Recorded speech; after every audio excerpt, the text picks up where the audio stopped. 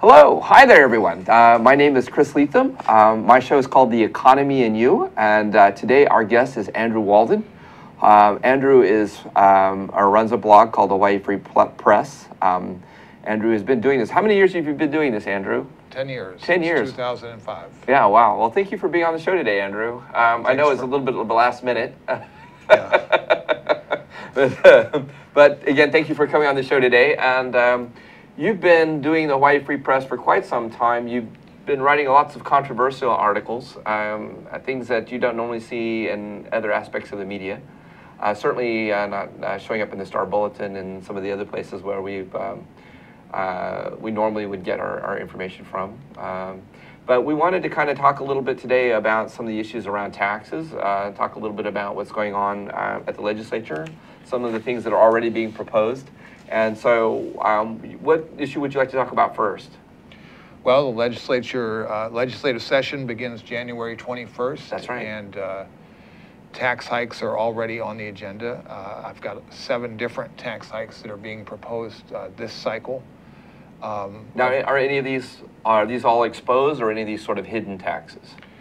All of these have been discussed publicly somewhere. Many of them aren't very widely known, even though they have had some press. Well, you know, as soon as you start to talk about a tax, they're going to work harder to hide the tax. So, you know, what are the problems with talking about taxes?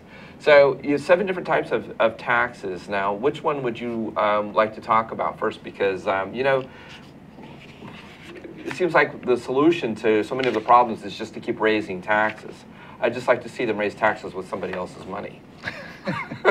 Yeah, so would everybody else. And a lot of these tax increases are designed to make it appear that the tax is going to hit somebody else. But the 7 include, there's even a proposal to bring the pension tax back. I don't think that's going to fly. Well, didn't that kind of cost Abercrombie the election? Yes. Or that was certainly one of the key issues that Abercrombie faced during his campaign.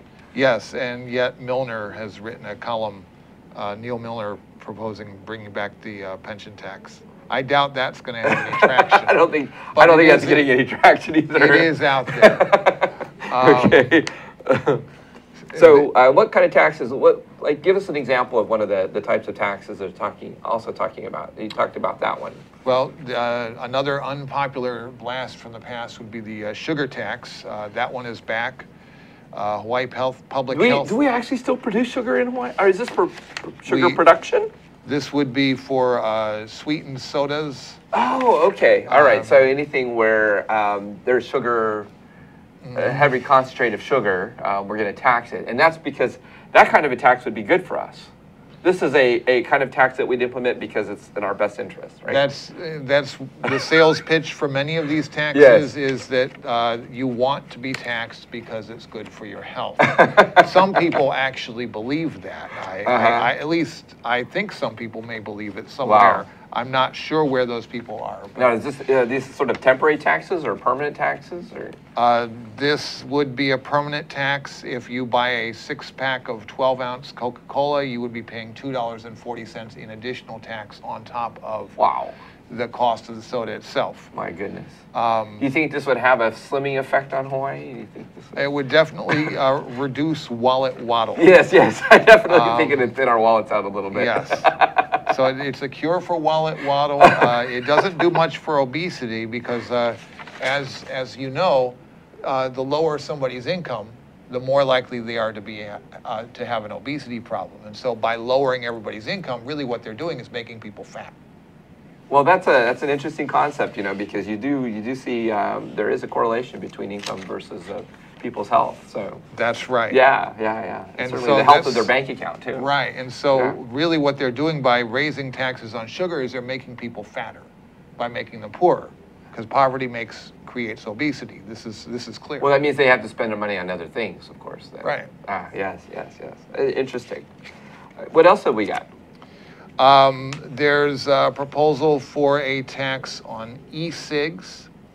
Legislators are very concerned because they're losing money on tobacco tax revenues, and they may be losing money on They may be hearing from the marijuana lobby that E-cigs are eating into the medical marijuana business. So but the mostly, e-cigarettes, that which I find hysterical, because the thing about the e-cigarettes is that it is essentially vapor, and you can have flavored vapor that has no nicotine in it whatsoever. Yes. Right. I mean, it is really the Just consumer's cannabis. choice as to whether or not they want to have nicotine within the cigarette. Now, could you imagine having real cigarettes that had no nicotine? In other words, you could produce a real cigarette that had no nicotine in it, and then what would we use to justify the tax? Because generally, isn't that, I mean, the justification for the tax is because of the medical costs associated with tobacco smoking and the health risks? Yeah, the claim is out there that e-cigs are not a healthy alternative to tobacco. Frankly, I have no idea what the medical science I guess says. then steam rooms, by extension, if you go into a sauna where you are also inhaling steam, because that's what you get when you smoke any cigarette is steam. Yeah, but by extension, it must be good for you. There's no nicotine in the steam room. Yes. Yes. Oh my gosh. So it just seems like what we're trying to do is figure out how to generate more revenue, because it's the essential justification for the taxes, for cigarette taxes and such. As people move off of those revenues are going away, and they're looking to I think they're kind of saying now that e-cigarettes might be bad for you, and that's why we need to have that tax, or is it just simply because we need to figure out a way to generate more revenue? There will be no way to figure out what the health science is on this from this debate. The one thing that's clear is that e-cigs are eating into the sale of regular tobacco cigarettes, and that's eating into the tobacco tax revenues of the state. The state is the senior partner in the tobacco business. That's the key point we got to get across here. This is about revenues, and the rest is just justification. Well, in Indonesia, actually, I lived in Indonesia for a while, and just about every single male in Indonesia smokes. I mean, it is a ubiquitous issue. Of course, it generates a fantastic amount of revenue for the government in Indonesia, but with very little consideration to the problems associated with their health. The Indonesian government apparently in the past hasn't really given a lot of thought to that, the downside to all these men smoking. Mm-hmm. But if we are in fact sort of operating on the same premise that it generates a lot of money for the state, we've been passing laws that's mitigated the people's ability to smoke in public. You live in entire condominiums that don't allow smoking now. You have to go outside and smoke in the naughty corner somewhere. So yeah, that just seems, it seems like an interesting problem. And I guess as we move toward electric vehicles, we're going to have the same issue too, then, aren't we? Because as we migrate off of cars that run on fossil fuels, then the people are not paying fuel taxes. They're not paying fuel taxes, right. Which, oh my God, what are we going to do now? Right. At some point, do we start to go, hey, maybe what we need to do is figure out how to create more efficiencies in government? No, that's out of the question. Is that asking too much? It's very important that the government continue to use VAX computers and WANGs. Yes. Which is fantastic. I don't know, why do we still have WANG computers sitting around? Apparently there aren't enough abacuses. Yes. The government becoming more efficient is definitely not part of the picture here. This is all about revenue, and the one thing people can really learn from this is that when the government is involved in so-called sin taxes, mm-hmm. The government is then profiting off of the sin. And so the government has an interest in the tobacco business, and they're looking yes. to maximize their revenue. And this e-cig phenomenon is eating away at their paper tobacco cigarette tax. So what revenue. happens if e-cigarettes go out of vogue? Then what are we going to do? They're going to have to come up with some other way to tax. So again, it's about figuring out ways to generate more taxes, not operate toward developing more efficiencies in government. We have, I don't know, what is it, about a dozen different data centers around the state? I know there was a proposal produced by Sunny Bagwalia, who was the previous CIO for the state of Hawaii. Yes. He had actually produced a proposal to integrate all these different data centers, and that there would be a fantastic cost savings. Right. Because you're using consistent platforms, they're better able to communicate with each other, they're more stable. You have less issues where these systems you have to develop interim solutions for each of these systems to communicate with each other. I mean, and that's been held up by, I guess, the internal politics of all these different data centers not wanting to merge. Yes. And so now the question is why? Well, if it in fact is operating in our best interests as taxpayers in creating efficiencies in the government, well, I guess there's an old saying, aren't you glad that you don't get all the government you pay for? Yes. So, if that's the case, then, but if we could do things like, move these systems and integrate these platforms and develop more efficiencies, what we also do as a byproduct of that is perhaps either reduce the number of people that we need working in government, or we have people doing work that's more productive and more beneficial. Right, and that's the obstacle right there, is that the unions know that if IT was upgraded, jobs would be less necessary. You've got empire builders within the various departments, yes, whose entire existence depends on them being the only person who knows how to run a 40-year-old computer and its programming. And they know no one's going to come around knowing this. There's no young whippersnapper that's going to come up and outdo them because somebody knows how to program a VAX better than they do. But what happens when these people sort of retire, or they something should happen to them, where they become sick and they can't work any longer? Doesn't that create a problematic dependency? Well, you're being logical. Yes. You need to stop that. Oh, I have to stop that. I have to stop being logical. Yeah, I mean, this is all about self-interest. It's about empire building. It's about revenue, and it's often said that the government should act more like business. Well, the government is acting like business. All of them are trying to make a profit. All of them are trying to build something for themselves. Self-interest is at work here. And well, that's sort of a common denominator, isn't it? I mean, people tend to operate in their own best interests. Yeah. And one of the challenges, of course, with government is the way that you build an empire is you justify more revenue, more staff, oftentimes you'll see people redo systems that have already been developed and built and are working, but they want to sort of force replacing them with something new or better. Mm-hmm. And on the other hand, you also see systems that are so incredibly antiquated that the people who put them into place and are utilizing these systems aren't moving those systems off into something more modern and more user-friendly, where you can bring somebody in and manage these systems. Right. They don't want to bring somebody in. They want to be the indispensable person. Yes. And so if you are the only person who knows how to program a 40-year-old computer, then you're indispensable. Right. You're indispensable. Exactly. Absolutely. And nobody out there is learning how to program 40-year-old computers. So you will be indispensable as long as you stay. Yes, I've actually, as a software developer myself, I've had to migrate these older systems over. And the trouble is, when those people leave, you also lose the sort of tribal knowledge that's embedded in these systems, because as a software developer, I've actually been guilty of this, is poorly documenting my code. And so the code becomes the only documentation for the application. Mm-hmm. Well, mm-hmm. I can tell you, reading code isn't like reading a book. Yes. There's layers and layers of logic that's embedded inside these applications, and then there's sort of exceptions to certain rules and things like that only sitting down and actually spending months, sometimes years, depending on the complexity of the application, do you actually get to that place where you can figure out what the application is doing. But of course, by then you may have created all kinds of other calamities beyond the scope of the original application. So that's a huge problem. But sort of that's an infrastructure issue.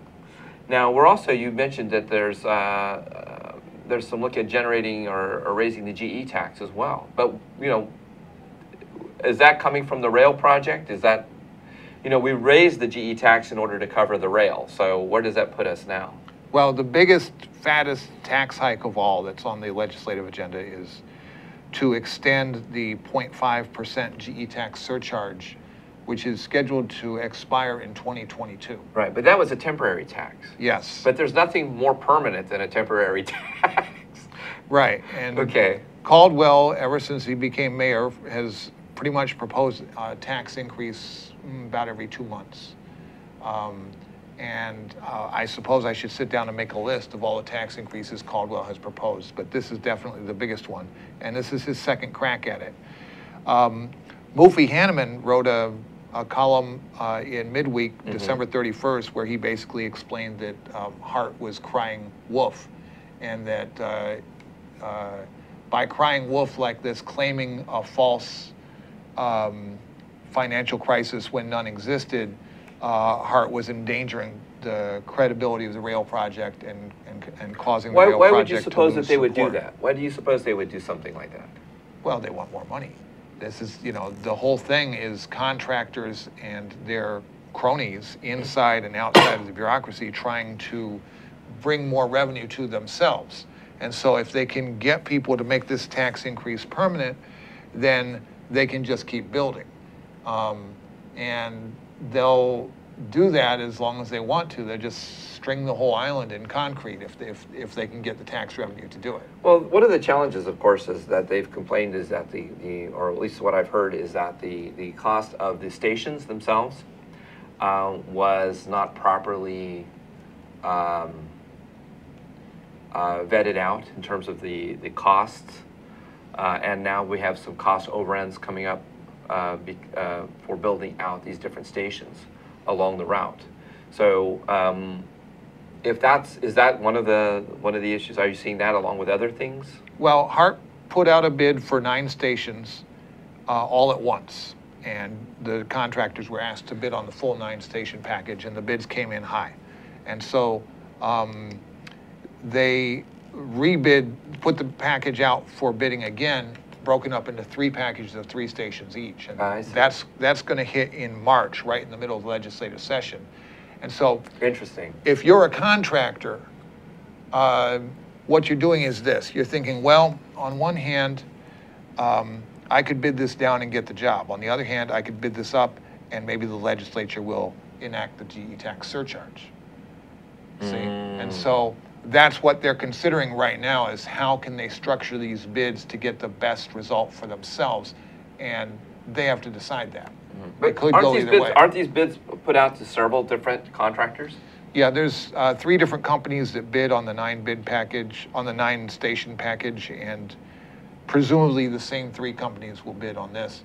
And of course, there's no collusion. We all believe that. We do. You say that with such integrity. Yes. Sincerity. We are convinced that there's no collusion. But oftentimes when you have somebody that wins the contract, don't they often bring in the other contractors who bid on the project as subcontractactors? Yes. Now, when you have that, and like you have that kind of, there's no collusion, right? No collusion. No. You know, that's one of the troubles that you know, that you have with these issues, is that you generally have just a small number of people who are willing to bid and/or have the skill set to actually complete these projects. Right, and the people who are in the government end of the business are the same, are people who were just in the private sector and who expect to again be in the private sector. And so it's just like the media in Hawaii and PR. If you get on the bad side of the PR people, well, then your next job won't be there. And so that kind of keeps most of the reporters in Hawaii in check. Not this one, though. Oh, okay. All right. Okay. Well, you know, one of the things I found that was quite interesting is when you do see a big contract awarded, that entity will buy out or absorb the competing entities who are competing or bidding on the contract as a way to sort of bring everything in-house. Yes, and one of the Hart contractors has recently purchased the company that was overseeing its contract at Hart. But Grabuskas says there's no problem. It's kind of no problem. No problem with that. Okay. Right. Okay. And there's no problem there. We can trust him. So what else are we seeing? We talk about GE taxes. There's so many issues before us this next legislative session. I know the employer retirement system has a huge deficit. Over the next 6 years, they're obligated under the federal government to fund about $500 million a year into the employee state retirement system. At one time, this is going back about 20 years ago. This was a trust fund that was in fact overfunded and in danger of being fined by the federal government because it had too much money as a defined benefit plan. And so now we're finding that it's underfunded. We have, over the next 30 years, it has a projected underfunding of about, $27 billion? It's a lot. And Hanabusa and Cayetano got together at the turn of the century and I love that phrase, turn of the century. Yes. They got together and they skimmed off the top of the ERS during the top of the internet bubble in the stock market. And so any earnings over 8% were skimmed off and used to balance Cayetano's budget. And as a result of that, they didn't have the padding when the subsequent when we had a downturn in the market. Right. Yeah. So the bubble burst, and they didn't have the high side earnings to balance that out, and as a result, we are where we are. Yes. Just for a few $100,000 to make Cayetano look good when he was governor. But a $27 billion shortfall. I mean, even compared to the rail project, that's the rail project on a multiple of what, 5 or 6?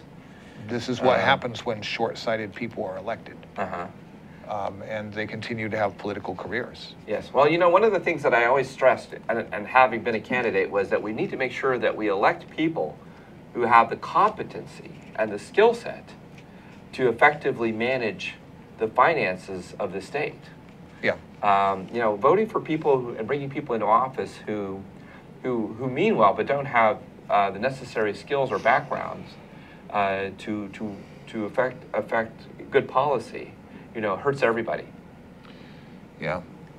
Well, Ige believes that he can pull that $500 million a year out just by improving the functioning of DOTAX.